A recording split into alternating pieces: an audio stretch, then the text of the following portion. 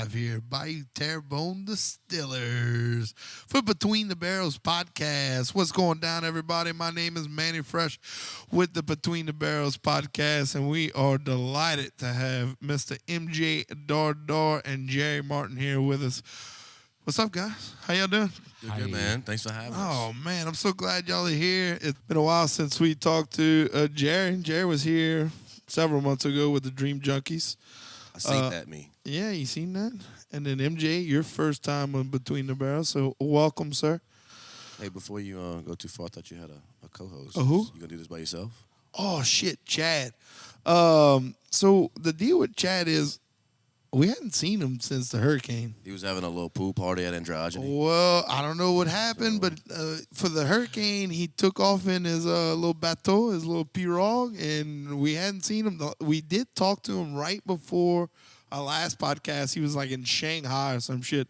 He was trying to like center himself or something. I don't know what happened, but Noah was supposed to be here too. He didn't come, and then Chad, I don't know. Holy shit. Yeah. What? Oh. We speak his name and he comes. I said his name three I knew he times was on gonna purpose. show up. I knew it. Show up. Oh, man. Chad, welcome back, bro. Hey, Where you You been? got to pee first or something? You good? Everything's fine? You I good down emptied my bladder in Tibet. I was with the Tibetan monks. They did not accept me in their culture, so here I am today. And it worked out perfect because LSU plays this week, so I got cable TV back again, and now I'm back in America. So what's up, guys? What's happening? Chad, did you center yourself? Everything's fine. Everything's good? Yes, absolutely. Everything is Man, good. it's damn good to see you, sir. I am very centered in life, and nothing could be better right now. Yeah, Hurricane Ida it just got me out of my skin. So I hear I'm you. back, though. I'm ready. Well, look, just to catch you up, I don't know if you know these gentlemen here, Absolutely. but this is MJ Dardar and Jerry Martin. The beautiful voice and the beautiful guitar player. I know this. I've seen this guy for my whole life playing guitar, and this guy's voice got me mesmerized. So I'm super stoked. You had the Facebook in Tibet, dude? Honestly, they had a library that we went to. That no one really knows the monks. You saw it on microfiche? Yeah, Yes, they braille read it, and they said what they said. He and I did believed tell me it, he was so. going to watch Illuminate Houma live. I caught that. It was a Saturday, and y'all ended up going inside, right? Yeah. Yeah, I did catch that one. That was phenomenal. Man, that was good. Yeah, so I'm glad to be back, man. What's happening? Did guys? not rain a drop on that day. No, in Tibet it was beautiful. Dude. Look, the man. monks were outside. They had their shirts off. It was phenomenal. Look, man, that's a lot of equipment for a 15% chance of rain. And you know as well as I do, as soon as we set up the first amp out there, or the first guitar, it was a shitstorm. I told Mitch, I was like, I wanted to rain for like 5 minutes Just to make me feel good about Yeah. moving all this shit in. Just to prove our point. Yeah, we did the right thing. Just to And it make never- sure it never we did were it, good. right? No. Look, I know I said your names quite a few times already, and everybody should know who you are, but it's tradition in this show that I start this podcast off with, who are you and what do you do? So just for people living under a rock, go ahead and introduce yourself. My name is MJ Dardar. I'm a musician from a small town in Louisiana called Venice. And no, I don't fish. Interesting. Jerry Martin, guitar, every instrument pretty much, and I am from Leeville. Do you fish? I have. I know you have, and MJs have, but do y'all fish? We No. ain't, we ain't I got don't time. fish We ain't got either. time. I don't have time for that shit, honestly. Let's get it. Let's clear this up. He said his name and he's from Leeville. Let's make sure everybody knows it's the Leeville OG. Okay. You're right. Hashtag. Hashtag. LOG. Yeah. I just thought it was a cool Instagram name because I think I may be the only person with social media from Leeville. And there's only like 51 of us. I may be the only one with a smartphone or computer, so I went with No, it. my favorite part is when people tell me that they are from Leeville. I'm from Leeville. Like, are you though? Yeah. He checks with me. This dude from Leeville? He's like, nah, that dude ain't from Leeville. He's from Leesville, man, actually. just- They're like, no, he's from Leesville. Look, man, just because you crossed the bridge once doesn't mean you from Leeville. If you rent a fishing camp in Leeville, you're not from Leeville. Not from Leeville. I went to Gulf Shores for 4th of July, and they got the little sandbars you kind of run the boat up on. Everybody stands in this knee-deep water and shit. And I'm standing by my buddy's boat, and this guy walks up to me and says, "You say he's from Venice, right?" I was like, "Yeah." That dude over there is from Venice. He's like 100 yards away. I was like, "No, he ain't." No way. He's like, "I'm telling you, he said he was." I'm like, "He ain't from fucking Venice." Yeah, because I think Venice has a smaller population than Leeville, right? I mean, now it was probably about the same. When I was growing up, it was probably 1,000 people or something. You went to like school Oh, with like that was what, way 5 more people? than Leeville. So I graduated from high school with 28 people. More than I that was thought. like- that's more than Grand Isle. Like Grand Isle graduates for like 10 people. So I'll tell you a story real quick. Whenever we did our 10-year class reunion, we started a little MySpace kind of text thing going on. Oh, yeah. Yeah, that's how long ago it was. And we going through this. Dating yourself. Yeah, we going through this little group message. They're talking about what we're gonna do, where we're gonna go. So we decided to have it at Terrytown Country Club, which is on the West Bank, because in Venice, they ain't Ain't nothing place to to do. do that. What right? you gonna go by the 3rd Orange Street? Yeah, exactly. So we gather everybody up and we rent one big limo bus for everyone, and so we The whole class. we pull up at the country club in Terrytown, and I'm standing like right behind the driver, and he rolls down that little faux window in the back. He's like, "Hey man, you showed us the right place?" I'm like, "Yeah, why?" Yeah. He's like, "There's nobody here." I was like, "Yeah, dude, because we all fucking in here." Just the party. Yeah, that's is how the whole party, that was, sir. That's how small it was. So All it's probably 32 of I us. think there was 200 people in the whole school, which it was a K through 12 Yeah. type situation. Yeah. So yeah, small town, not Grand Isle small, but small enough. Leeville went to what school? South Lafourche. What is Salad wrong Bush? with you? Yeah. So I mean, I graduated. I think it was 280. But I mean, you're looking at Leeville, Golden Meta. I mean, all Yeah. it's every town from Five, 6 little towns. Yeah. Down the bayou. Call. we That must from. have been like a 30-minute boat ride for you, huh? yeah, yeah. By alligator it was like 2 hours. Yeah. Yeah, because you graduated a little before me, so y'all did ride them alligators. Mhm. Yeah, before when I got there, that was over with. Yeah. We had cars. I love it when Y'all had the big turtles with the trolling motors on. Right. the Yes, front. sir. Yeah, with the yeah. little, it was like a Chadron, whatever they called it. y'all had to get this more than I do because y'all travel all the time, go all over the place. But yeah, do y'all love it when people say, "Where are you from?" And you go, "Oh, I'm from Venice or Leeville," and they're like, "Where?" And you're like, "South of New Orleans," and they're like, "What? There's something south of New Orleans?" You're like, "Nah, man, I'm from New Orleans. I live on Bourbon Street, and I wrestle alligators." Yeah, no. I just say New Orleans. I used to It's say New Orleans. If they're not from Louisiana, I Yeah. typically say New Orleans. I Well, you're makes actually it closer to New Orleans. I mean, that I'm makes probably sense. Hour and a half drive from there, Yeah. or something. I hate to tell you, but I hate Venice for one reason, not because I love Venice, but whatever. Y'all got boxing gloves Venice, back there somewhere? Venice meant I had to go to work. Yeah. Venice meant I was going offshore. I was driving down there to catch a boat or catch a helicopter. That's the only time I've been to Venice. Yeah, it's way out there. And the worst part about it, I say the worst part, but whenever I was probably, and everybody that's listening to this from Venice is probably going to tell me I'm lying, but I can't remember how old I was. Maybe 13 or 14, they built a subway in Port Sulphur, which is about 30 minutes north. And that was the only fast food, quote-unquote, place until you got to Belchase. So, like, for an hour drive from my house, there was no chain Nothing. grocery stores, There was no restaurants. McDonald's, none of No. that. No. They had the gas station in the corner, before you made the little turn to go to They the had a little, Chevron I Dock went there and stuff. once. They had like a couple of hotels, but there was a hotel with where they cooked food in it. So No, it's probably Venice Inn or something like that. yeah, it was the Venice Inn. I went there, worked for Tidewater Dock, big plug. And then they had the grocery store was back then. It was Stump's IGA, which was the place catered to oilfield companies, Yeah. so it didn't care about the community No. itself. So Right. every day was $18 box of cereal day. Jesus. Everything that was like super overpriced, you could barely afford to even get groceries To there. eat. It's terrible. So everybody there would, you called it going to town. You would pack up your family and you go to Walmart and Belchase or wherever. An 2 hour away, hours down and you had to there. do that once a week because Jerry did that otherwise- shit too. It wasn't Yeah. nothing in Leeville. Definitely. No. Yeah. Yeah, you had to go to either Grand Isle or Galliana to get something. Then when I moved to Thibodeau and I went to college, I thought I was like in the big city. Yeah, you like, thought you hanging moved up. out. Dude, I was moving on up. Yeah. Bright eyes. I was like and on I'm I was like on what's up? Park Avenue, bro. What the hell is going on over here? There's a grocery store down the street. Yeah, there's a Walmart like 3 minutes from my house. It's awesome. Shit, it's crazy. Yeah, I always made the joke. The only thing in Venice was the Lighthouse Lounge, the Marina, and Orange Trees. That's about it. Yeah, we had orange trees. My grandparents did that. They got some damn good oranges coming from Venice. Yeah, for sure. That's Who about would it. have known that? Yeah, That's about yeah. And, like you know, 30 bars, and some hell of a 30 singers. churches, and some orange trees. That's about it, yeah. Shit, So can't let's go talk wrong. music.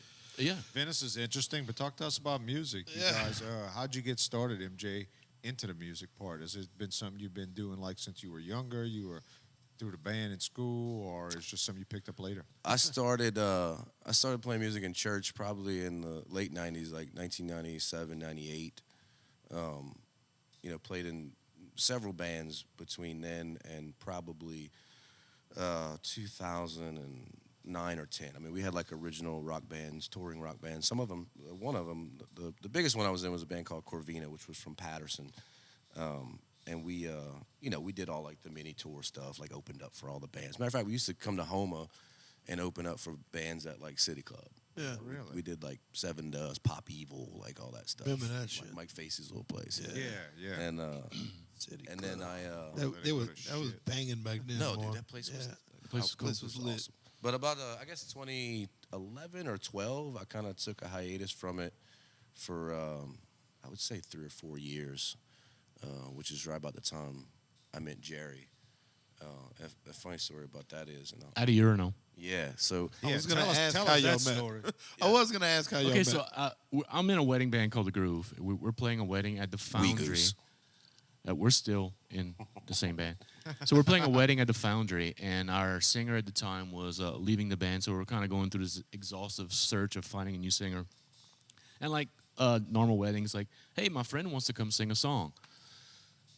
I roll, you know how it goes. Yeah. So yeah, Whatever, man. this guy comes up. Shut and, up. Yeah, this guy comes up, and what was it? Drift Away. It was Drift Away. Just away. It just blows. So the- he just goes, let's just do Drift Away. It's like B. He's like, whatever. So we played, and I'm thinking to myself, this is going to be a shit show. Because he's obviously drunk. He doesn't know what the key of B means. Yeah, what is it? B what? He's just calling me B. Yeah. No, my name's Jerry. Jay, You call bro. me a bitch. I just got up Yeah, here. it's Jay, Jerry, dog. Yeah. So we start the song, and you just have that moment like, oh, God, he's walking to the microphone. And he starts singing, and it's like, oh, shit. Wow, this motherfucker He can actually sing. He's kind of in key, and then we finished, like, the whole thing's great, and it's like, oh, shit, this dude can actually sing. Yeah. I wonder if he could sing anything else Yeah. besides this. So we all look at each other, and I think it's like this silent communication going, this dude's at least getting an audition. So he walks off the stage without saying a word. We finish the gig, and we all kind of huddle up and go like, we should probably talk to this guy. Yeah. So I go find him in the bathroom. And he's at the urinal. And it's like, hey, man, you want to be in a band? And he says, I'm peeing. And that's how we met. I can't do it now. You mean like this second? Yeah.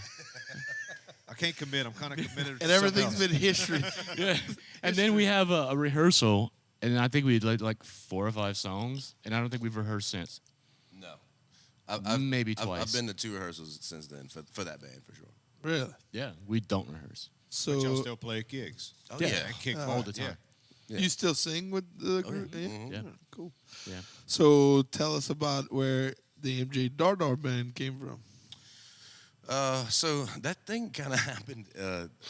It was not planned for sure. So we were, I forget where exactly we were at. Maybe at a gig or leaving a gig or something. But Jerry winds up sending me a text message. He's like, "Man, we need to get together and record some original stuff." He said, "You got some stuff?" I was like, "Yeah, I got some stuff."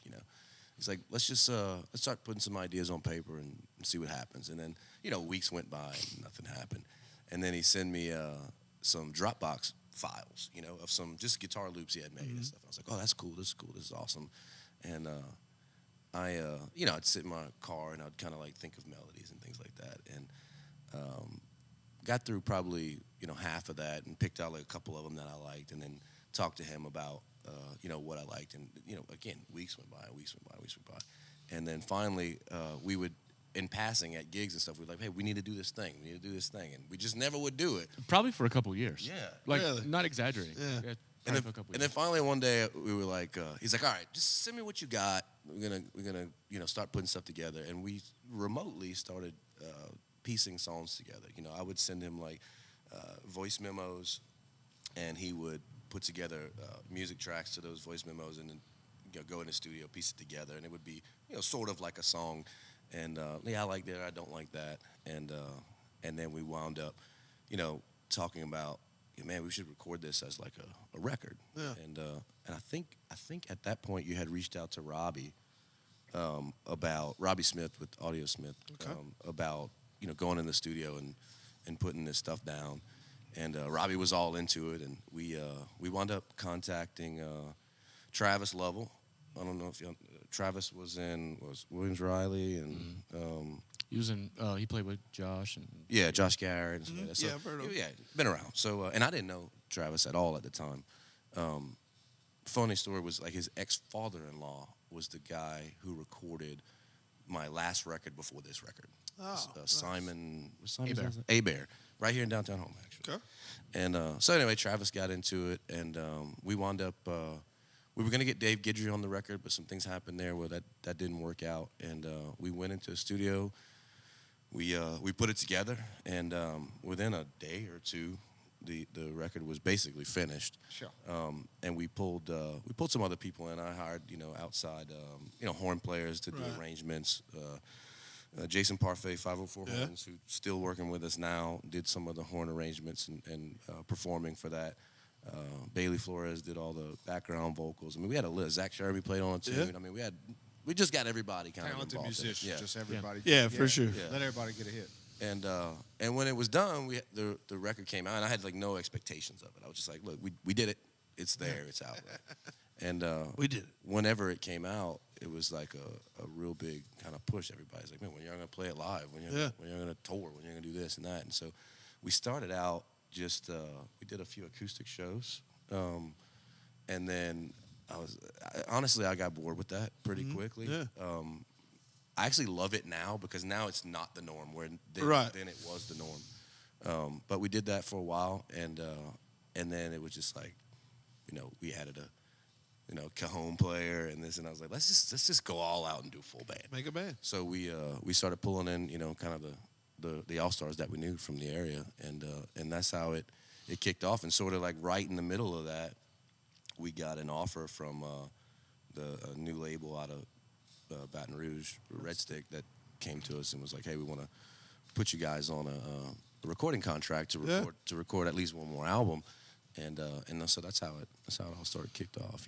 So the first album was Rust, correct? Rust, Yeah, yeah. fantastic record. Appreciate Definitely looking forward to more. I saw Instagram posts, y'all working on something, in the studio right now, right? Yeah, we're pretty much. Well, we have the first song on the record and the last song on the record already out. Mary and In the Dark. Yep. We have at least seven more songs is going to be part of that record, and I would say we're probably about 75% done. We're starting to get mixes, so I'm thinking if I would have to guess, end of October it'll be done. No, we have Good no Christmas gift. Yeah, Christmas yeah. gift? I mean, we have no official deadline or release date, but we're close. Sweet. Yeah, Looking forward to that. Absolutely. Yeah. So you touched on it with the all-stars that y'all have, worked with in the studio, and also having the band. Kind of speak on working with some of the best artists in the area, and like, how does it make you feel? Like those guys put their trust in you, you putting their trust in them, and you're just kind of forming this kick-ass band in the studio as well. Yeah, I mean, it's been a really humbling experience for me with a lot of this, obviously I'm not from here, right, originally, so a lot of these, folks I met through Jerry and kind of through playing around here. But, it's just, a lot of it was just luck, I don't, sometimes I look at the folks that's playing behind me and I'm like, how did we ever pull this off, you know? And I'm in Lafayette one day at this bar called Legends Pub, and this guy walks up to me who's a great guitar player from Lafayette. His name's Keith Blair. He said, man, I saw a video of you, and Zach Sherman's playing with you, huh? He's like, I love that dude. He's like one of the best guitar players I know, and all this stuff, and I was like, yeah, that's awesome. And then a few weeks later, I'm talking to this drummer from New Orleans he said, dude, you got Mark Gravanek playing bass with you? I'm like, yeah. How you got that guy? And I was like, I don't know. I just asked, and he said yes. And then obviously Jerry. I mean, everybody respects Jerry as one of the greatest musicians in this area. For sure. And I got lucky because I just peed in the bathroom next to him one time. How crazy! You walked up, you grabbed the mic, did your thing, took a piss, and Jerry walks in. It was funny. So the wedding that he was talking about was a friend of mine. Right. And you were the friend that wanted to walk up and sing I the was song. I was a drunk guy at the wedding, and my friend Ken, who was getting married, Ken Rourke, he's from here. He says, dude, if Megan's gonna be mad if you don't go up and sing. I was like, what do you want me to sing? He's like, anything you want. I was like, all right. And that's just how it went down. Good thing you decided to go to that wedding. Yeah, I know. I was in the wedding. Oh, okay. But yeah, so I mean that the kind of rest is history type of thing. But yeah, just lucky, man. Tim Belanger on drums. We cycled through a few keyboard players, but all of them. I mean, Teddy Baudouin, Brett Guillory, Tillis Verdun, Travis Thibodeau. I mean, like it's all the top notch guys. So it's like it makes it easy for me. I mean, it's humbling for me to be able to play with such great talent. And another cool thing about it, as of late, is that when we're recording this new record, as opposed to how we did it the first time, where it was really just Jerry and I, all these guys that are playing live, like Mark Ravenik is playing in the room with us, and he's actually performing on the record as well as the live shows and writing his own parts of the songs. So it's collaborative in that way. But I think there's something special to be said about recording music and then being able to perform it live with the people that are recording it with. I think it's that's full circle almost. That's really cool. I mean, everybody gets, everybody has an ownership at that point, and everybody gets really into it, recording it and doing it live. Yeah, like if you listen to like Chris Stapleton, like the drummer Chris Stapleton has in the studio is a drummer he plays with live, right? So, and you hear that in his live performances. Because he knows it. Yeah, absolutely. It's like there's nothing to learn, right? So I think that there's a little bit of that we're getting this time that we probably didn't get last time, where I basically, when we kind of formed the band, it was like handing over songs. Right. Like, hey, go So learn this. Right? you think that, like you say, in like maybe the second album, y'all feeling more in tune with each other? I think more cohesive for sure. Definitely. I mean, we're in the studio playing it live. Right. We're not piecing it together. We're in the room together. It's not like his part comes in on the drive, his comes in with. No. This is all of you guys doing There's it. a little bit of overdubbing and post-production, but the basic majority. tracks are done live. We're all looking at each other in a room. Yeah. If I make a mistake, the microphones on top of the drums are picking them up, so we got to start over. Yeah. Somebody screws up, we starting over. So it's kind of how people made records in the 60s, 70s, and 80s, and it feels good. I can tell the difference. Yeah. People could feed off each other. Yeah, we're feeding off of each together other's like that. energies. The high-level parts of the songs, we're playing harder and louder. Yeah, for the sure. dynamics there. We The actually softer parts, we're kind of doing Chill. Yeah. Yeah. And we actually talked about that last time you were here with the Dream Junkies. That's how you said you Yeah. recorded y'all album, and you kind of feel that, like you said. One of That my record favorite was- records ever is what that record is. And it was done. That record was done on analog tape. Like live analog tape. Live. And if we had the opportunity to do that now, I think we would. Just because we're playing live, why not? Yeah. Why wouldn't you? We'll do it live. We'll do it live. Let's go live. No, but what's cool about it is like whenever one of the coolest things for me in the experience of doing it on this new record is historically everything I've ever recorded before is like you said, it's track on top of track, right? And the first day was always either drum day or drum and bass day, right? So you get the drum track down, and then everything kind of builds on top of that. The drummer goes home. Yeah, drummer's out, right? Never see him again. And his opinion is lost. Right. Yeah. That's the important thing, right? And producer Mitch back there is going, you're damn right, we Yeah. do it.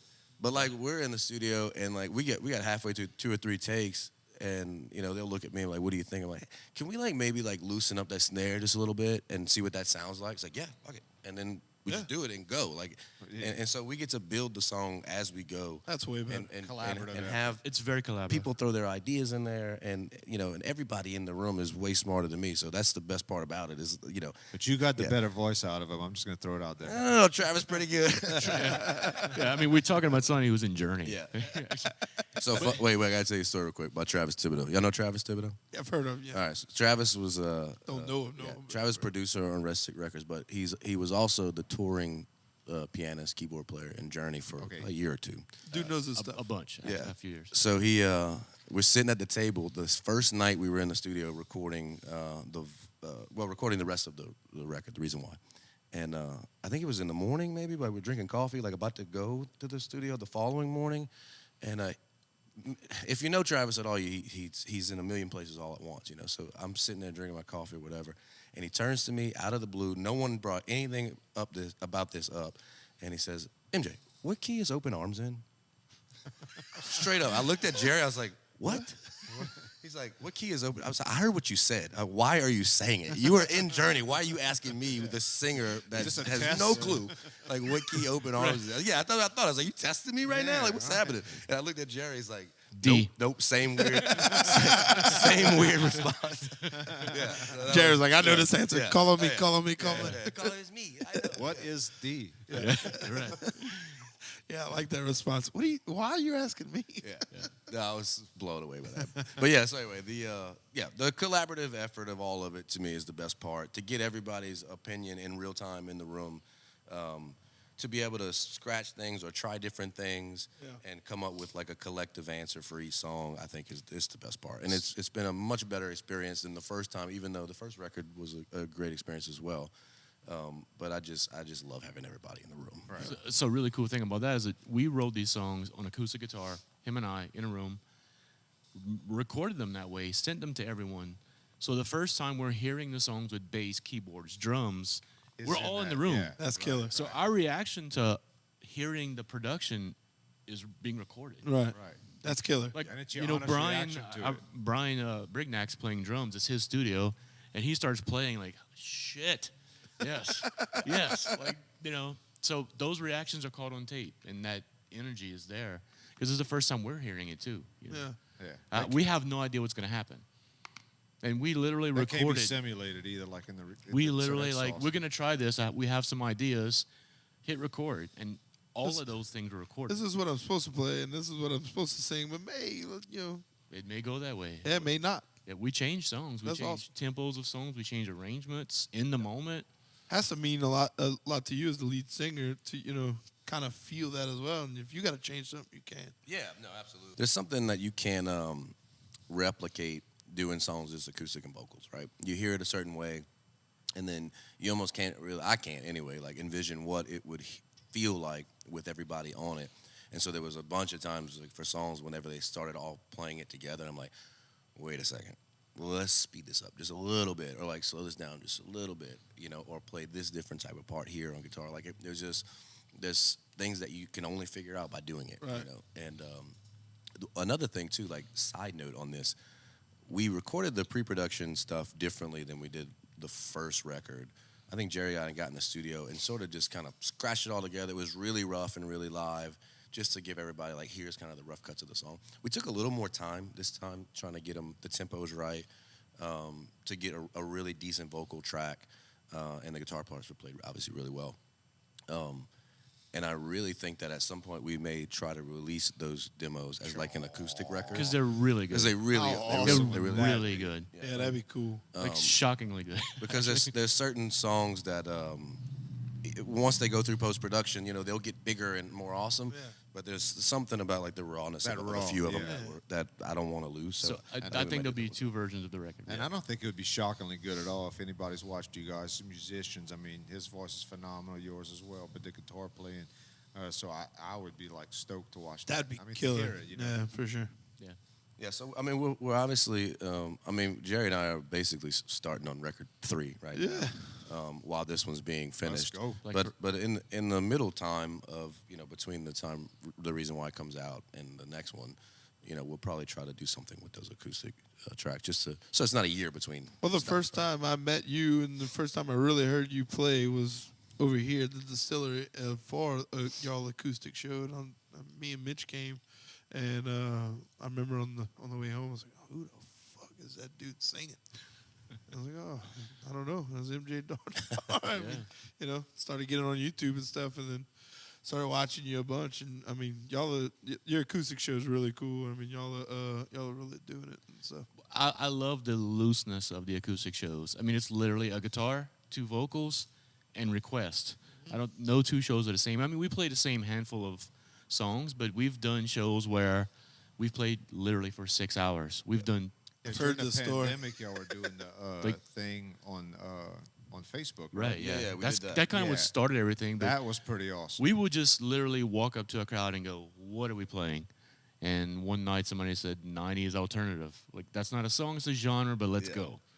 So Yeah. can- I so heard can we- this. I heard this 6 hours song. Yeah, that was We're winging it. that was in Fusha, and it was 6, and it could have went longer. I was kind of drunk and tired by the end of it. We just started unplugging stuff. But yeah, it was just all right. We're So, out. so if we asked you guys maybe to play one quick acoustical, would y'all do that? Yeah, sure. Brought a guitar. Absolutely not. Yeah, And we'll get we'll get another refill or something, get a drink, and Sure. and hear some music. sounds Let's good. do it. Let's do it. Producer Yeah, Noam, you let's ready do for it. that? Let's rip potato chip.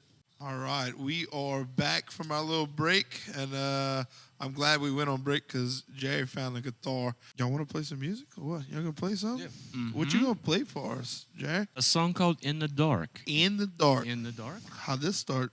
So In the Dark is one of the first releases. We released 2 songs off of the upcoming record, The Reason Why. First one was Mary, second one In the Dark. Those songs were released first as what I like to call the bookends of the record, the start and finish in the story of Mary. The entire record is kind of based on a single story between a man and a woman and that relationship.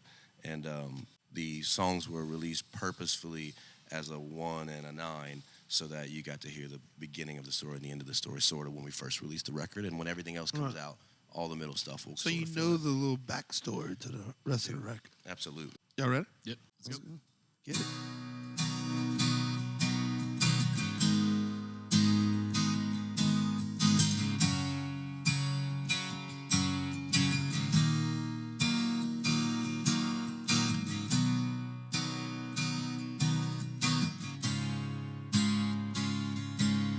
Stay with me a little bit longer.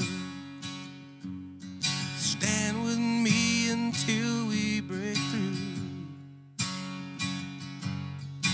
Walk with me until I get stronger. Until 1 and 1 makes 2. It was my mistake for wanting to save this. I was trying to hold on, waiting for you. Stay with me a little bit longer and walk beside the things you can't choose. So make me feel surprised and walk me through the night. Things ain't always what they seem. It ain't always black and white. Scream like I'm a nightmare, or dream that's gone too far. All the words, they make me shiver. You only love me in the dark.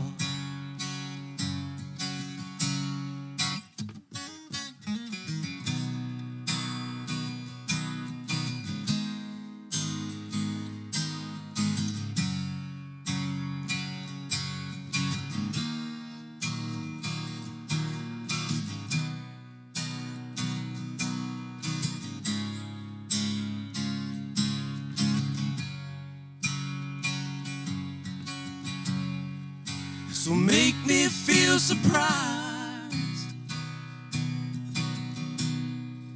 and walk me through the night. Things ain't always what they seem. It ain't always black and white.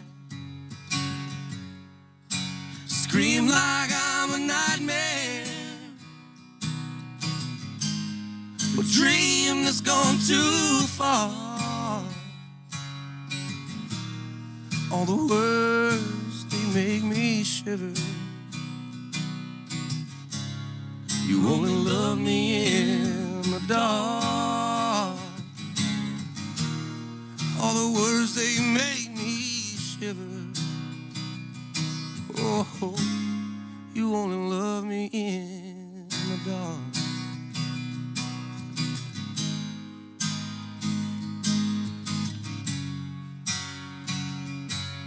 Let you watch me fall apart. I'm in this broken heart, only in the dark. Next song we'll do is the first single off of our last record, Russ. This is the the most streamed song that we have on any of our platforms. Also, probably my favorite song that we've ever done. This one really encompasses the story of the first record, sort of all in one song. I said the first time we ever played it that I don't think we'll ever do a show without it, no matter how many records that we write together. But yeah, this is one of my favorite songs. This song is called Out Alive.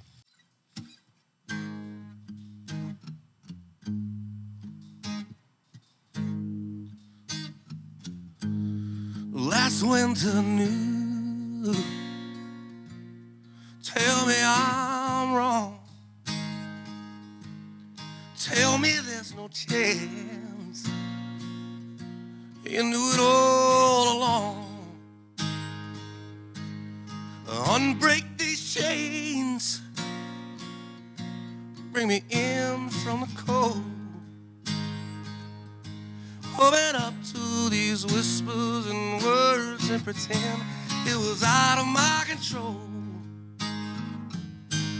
But I am not yours,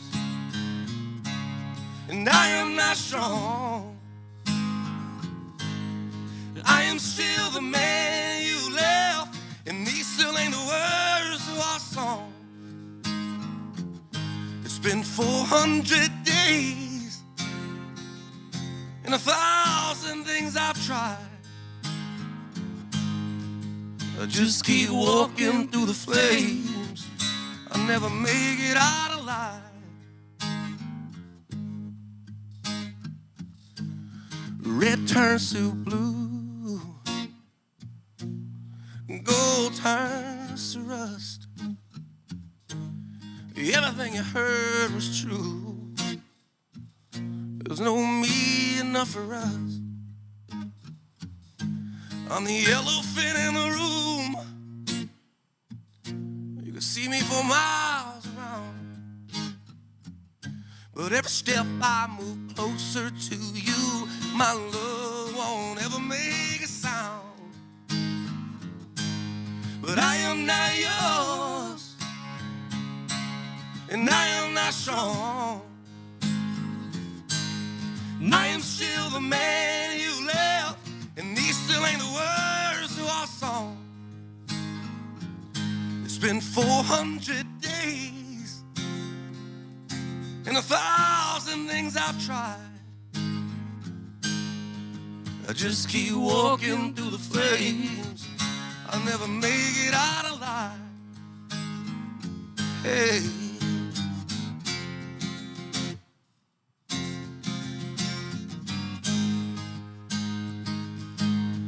Part of me is empty, part of me is new. All of me is going crazy, crazy without you. But I am just a man, so that I am. But I am not yours, and I am not strong. And I am still the man you left, and these still ain't the words to our song. It's been 400 days, and 1,000 things I've tried. I just keep walking through the flames. I never make it out alive. I just keep walking through the flames. I never make it out alive. MJ and Jerry Unplugged, ladies and gentlemen. If you can make one of these shows, or follow them on Facebook and Instagram. Before we move on to the next song, I want to say this, and I always say this at every show, and it's a very true story. Go ahead. I wrote that song on the toilet. 100% happened. It was a some of my best work 9 there, o'clock coffee, you know. Had to sit there for a little while, and I was like, let me see what I can come up with, you know. And that's how it happened. Matter of fact, I sent the voice memo to Jerry while I was still on the toilet. There's good acoustics in there, you know? Yeah, right? Exactly. You write your best stuff in there. Yeah. I need to find the original voice memo. It's a lot of echoes. Yeah. Jerry, did you pick up on it? You're like, wait a minute, are you in the bathroom? No, I did not. I found out like everyone else at a show. Yeah. There's always At an acoustic gig. always a story behind every song. Yep. All right, so we'll do one more. One more? Yeah. This is a request, right? Yeah. Okay, cool. Yeah, this is a request, and it'd be great if y'all play it. There's nobody special requested this. It was just me. Oh, was it you? Yeah, second favorite song of the album. Okay, cool. This next song is it's the 5th track on our first record. The story behind this song for us was that whenever I kind of went into the mindset of writing and I wanted to let Jerry know, like, hey, this is generally the direction I want the record to go in. I was hardcore listening to Anderson East at the time, and specifically his first record, the Delilah record. This song, to me, sound-wise, the big horn sections, had that cool kind of funk bluesy vibe to it. Big, huge voice. Yeah. And I was like, this is the song I kind of want to build it around. And it was like, well, why don't we just cover it? And yeah, let's do it. So that was sort of how it came to be. It was like one of the songs I wanted to put on the record just to sort of draw everything together and build everything around. So I really love this song. It's written by Anderson East, Charlie Pate, Aaron Radier, and the song's called Satisfy Me.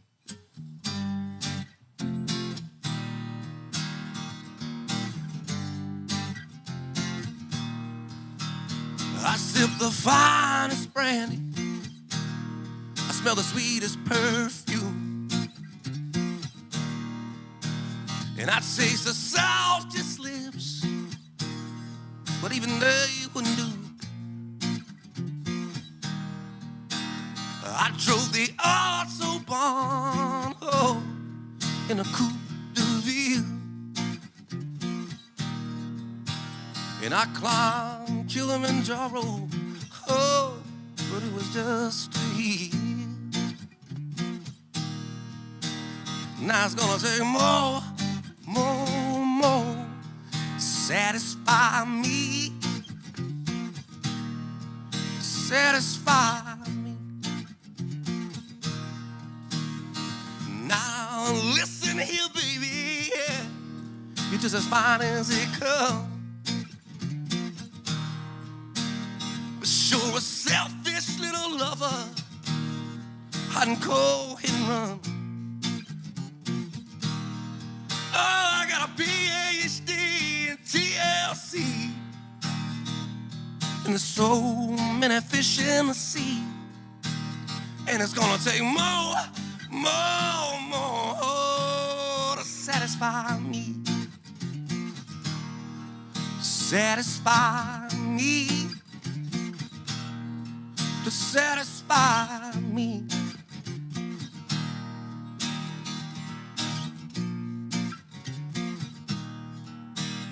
And it's gonna take more. It's gonna take more. Oh, it's gonna take more, oh, to satisfy me. Satisfy me. To satisfy me. Satisfy me. Oh, to satisfy.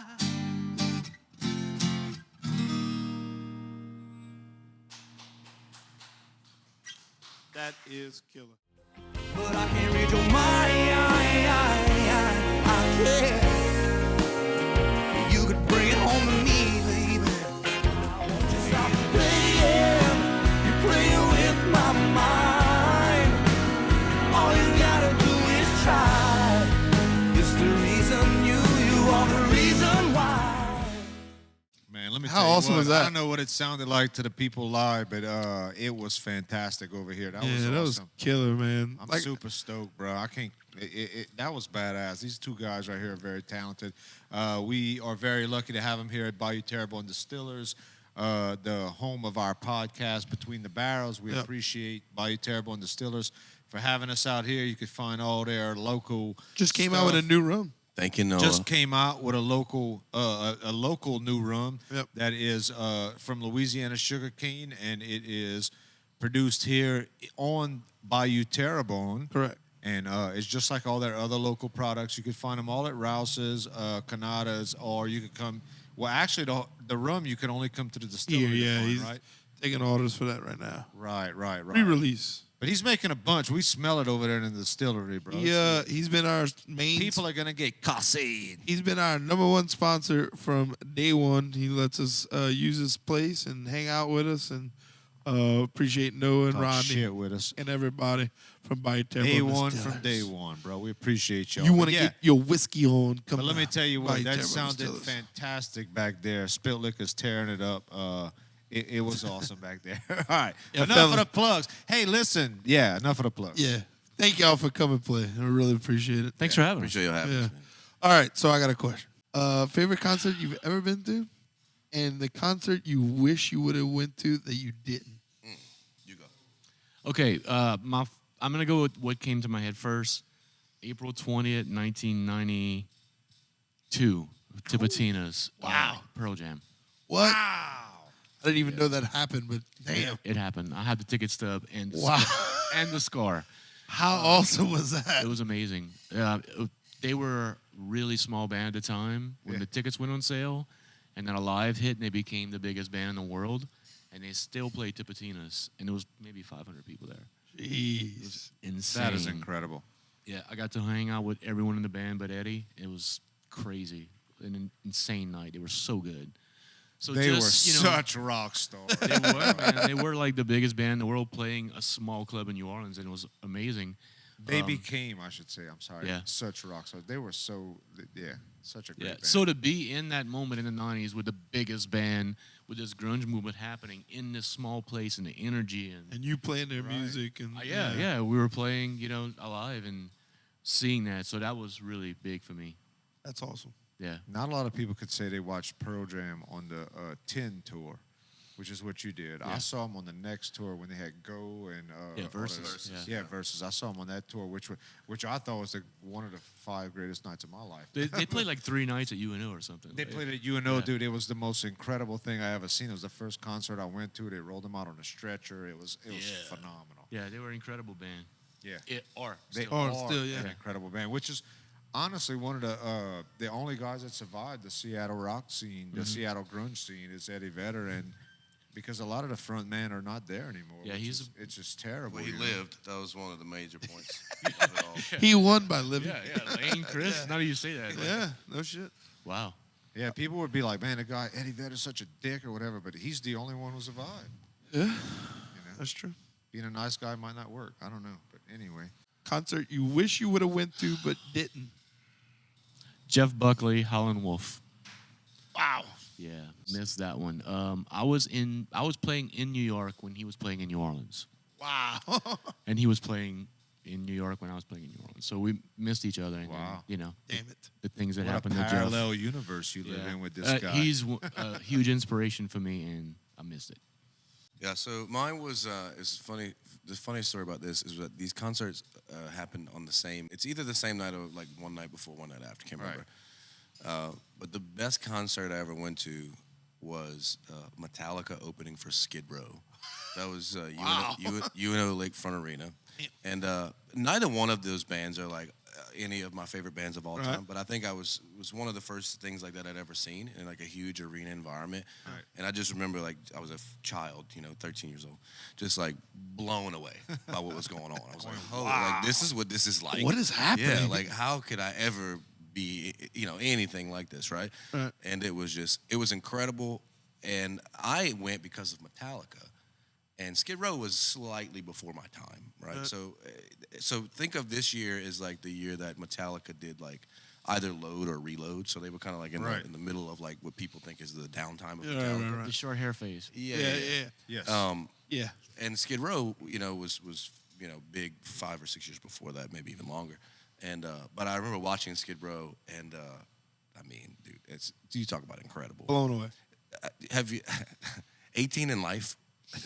It was like the greatest, what I think is one of the greatest like rock ballad vocal performances recorded of all time. I mean, it's top 5 for sure. Yeah. Sebastian's an animal. It was sure. it was like that live. This is when Sebastian could still sing, right? So I mean, and Just killing it. Yeah, I'm talking about just like crushing it. Right. I was like, What one of the holy most shit. underrated places to the UNO Lakefront Arena held so many great It was a shows. great when place. we It's like were like every in our weekend. prime. It was It was awesome. One of the best songs I've ever seen live was, and I've seen a lot of bands, lucky to say that, but it was Hey Man, Nice Shot at Lakefront Arena. Filter played Filter. that. Oh, yeah. And the place, it was Filter and White Zombie. I mean, I don't know. It might have been 94, 95, 6, somewhere around that area, but it was just the absolute craziest thing I'd ever seen in my life. Like, people were just going berserk. The thing was, it was incredible. That was a good time to see bands. I saw Filtered the Hangar. Wow. That was Oh, the old hangar. the old Rendon hangar. Inn. Yeah. What about, I'm sure Rendon you Inn. you OGs. I lived through it. You went to the Rendon Inn? Yeah. The Rendon Inn, I watched my first Marilyn Manson concert there. Oh, yeah. It was the most. Jerry's probably next to you. Hey, that guy was crazy, man. But State Palace was awesome. State too, Palace back was in the great. day. was awesome, yeah. Yeah, I seen 311 there a couple of times. They were probably my favorite band. The I've concert ever would seen. end, you'd accidentally end up in a rave. Yeah, And then was you wake most up, it was like crazy. Tuesday. Right. You had a balloon in your hand, 2 or 3 balloons. You didn't know what was going on. How did I get here? Yeah. Why is it No Tuesday? clue. Yeah. Why is it Tuesday? I missed work. All right.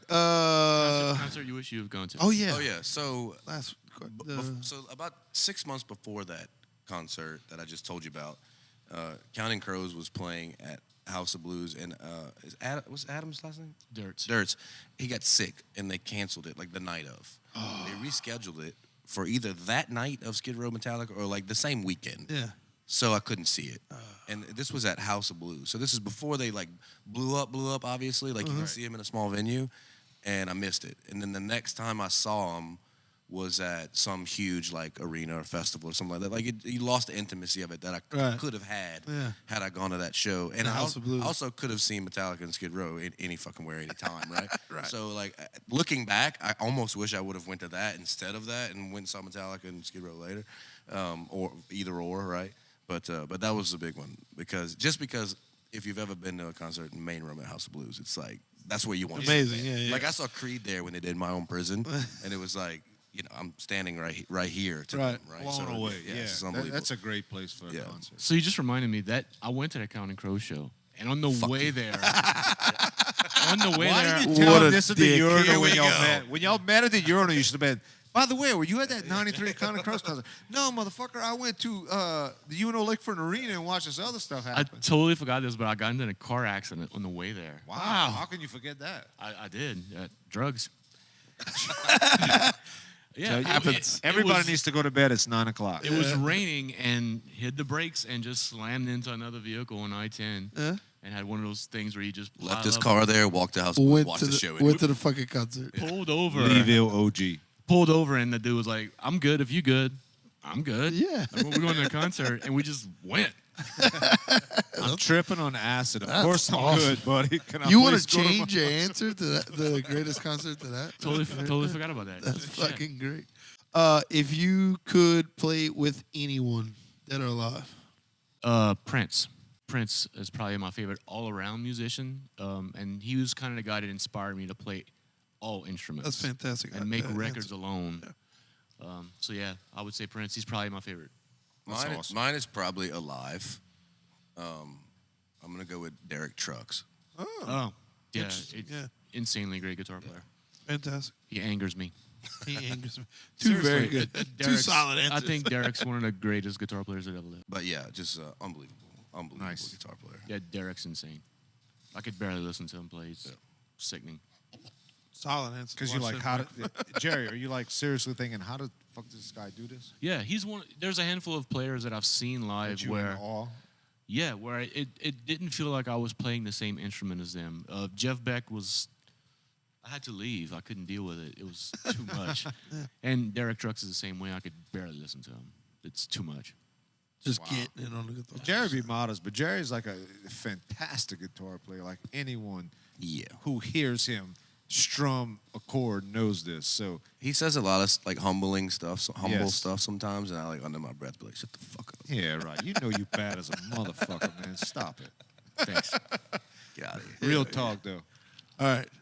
Final crazy question, and we'll wrap this thing up. Marry, fuck, kill band members. Go. Our band Our members? band? Yeah. Mm-hmm. Wow. Can we take a break? No. Right said now. hurry You up. go first. This seems like something you would answer pretty quick. I mean, we only got one chick in the band, so fuck that one. And then I'm not gonna say the name because then that would be weird. Marry Jerry just because we get along. Yeah. Kill. I mean, Zach Sherman way on top of that list. Way up there. I mean, he's on a mountain by himself right now. Wow. Fantastic love guitar you- player. love for you, the Dream Zach. Junkie. He's short. I mean, easy to Sharon. get to, you know. Easy to kill, you know. Love you, Zach. You just step on him coming down the stairs Yeah. or something, you know. Damn. I kind of go. I'm with him on the first two. Wow. So you want to fuck the You only wanna- girl you and wanna- marry? You want to marry yourself? No, he wants to fuck no, you and I- marry the only girl that they got. He said. Yeah. I think You I'm. said fuck MJ and marry the only No, girl. I they said got the fuck the only girl. I know you said that. He said switch MJ's answer. I'll fuck MJ. No, I'm just kidding. No, that's cool. I'll go with it. Kill. I don't know, man. That's tough. I mean, It's a crazy question. I can't say Zach because we go back so far, and I love that little. No, don't say that, man. Two for Zach's. It's not gonna happen. We're not gonna I edit. love Zach. We're not playing this whole thing. How'd you come up with this question? This is crazy. I know it's like because I got to play a gig with these dudes on Saturday. I credit Michael Collins for this question. I He thought we was gonna texted ask me him this if they question. played Pedro or some shit. Y'all play Pedro or something? And he's asking what do we 1428, do? bro. You know. We getting to that. Oh no. Damn. You taking the fifth? Yeah, I'm gonna. Come on, man. I I'm said, gonna. Zach, you got to say No, something. he got to balls up, MJ. He Yeah, gotta let's say say the it. man's I'm name. sorry, but I said it thinking Jerry was going to say it too. Yeah. Jeez. They rehearsed this shit earlier, Zach. They were supposed to both say your name. I apologize. I told them not to do it. You This is a from Go to great Meta and question. shit. We're gonna start implementing this in every show. It's a terrible question. This will break bands apart. Thanks, Michael Collins. Appreciate you. Yeah, so obviously both of you got, well, I don't know, obviously, but this guy's an OG. He went to Nichols. This dude plays Pedro. You play 1420. I mean, you play 1428. MJ just said that. It got me thrown the fuck off. Do you play play Pedro? Cut throat or follow suit? Follow suit. Okay, because you from Lafourche. Follow suit. So Venice plays follow suit Follow as well. suit, yeah. So it's just this terrible and ass wacky rule, or they Yeah, go that's cutthroat? some Houma shit, dude. It's Houma shit. That's some Houma shit. I'm the only one this time. I didn't get one.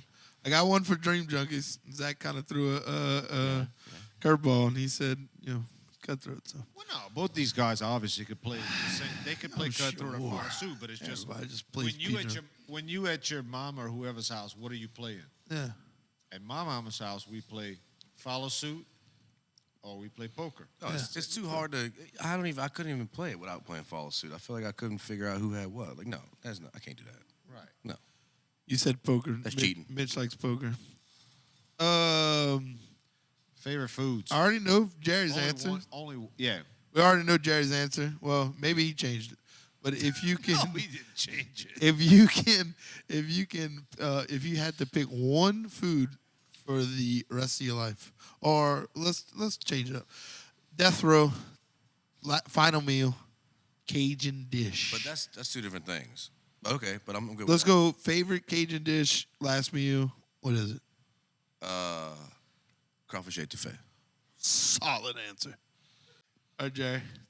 Chicken sausage gumbo. You changed your answer. What? That wasn't. Nope, it was jambalaya. it was jambalaya. last time. Yeah, I'm changing it. Yeah. I like it.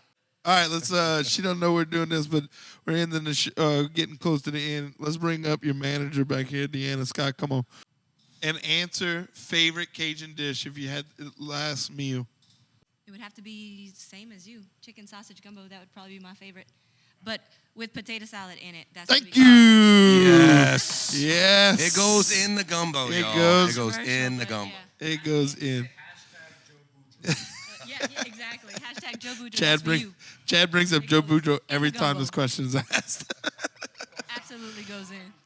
Thank you, Deanna. The girl behind the scenes, Deanna Scott. Thank you. What's coming up? We got some Houma shows happening this month. We'll be at the Balcony on the 23rd.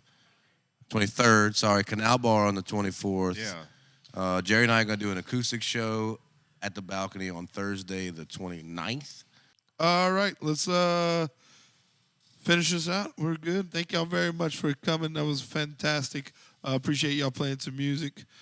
Chad, anything to say? Go watch these guys live. They are phenomenal, and they are just as good people as they are musicians. Also, October 1st, Yep.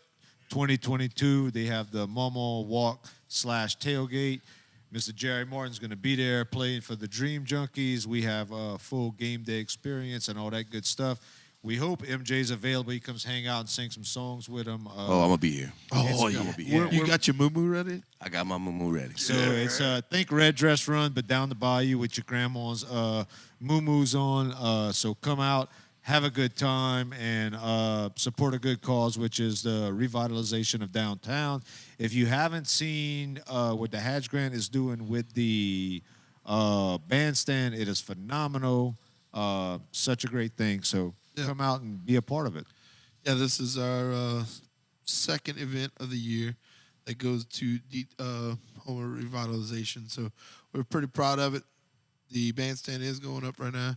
Excuse my language, but we fucking proud of it. The Yeah. bandstand looks great, and we are super proud, and we're very thankful for all of our sponsors that helped For sure. make that happen. And these guys, y'all have both Absolutely. played They both at all were our in events. part of our so events. So MJ killed it for the boucherie, opening up at 10 o'clock in the morning, but still rocked the house. I'm still tired from that. Yeah, and he played in every band. Jerry was in 86 bands that day. Wait, but the best part is we played again after that. Yeah, he told me that. After the whole festival, we played again that Yeah, night. he told me as he was leaving Yeah. the fifth set, he was like, I got to go play acoustic set. Shit was crazy. So, yeah, appreciate y'all being involved in that. MJ, I'm sure we're going to get you back for the boucherie next year. And we are really excited about everything coming up. So, once again, thank y'all very much. Thank you, Manny. Spill Thank Liquor you, Chad. Productions behind the booth, Mitch and Daniel. Really appreciate Bayou y'all Thank you, Mitch. Distillers, Thank you, we Daniel. appreciate y'all. making us sound great. And once again, Bayou Terrebonne Distillers, really appreciate y'all having us. Thank y'all. And MJ Dardar Band, we appreciate you guys. yeah, man, we out. Now, y'all. Deuces.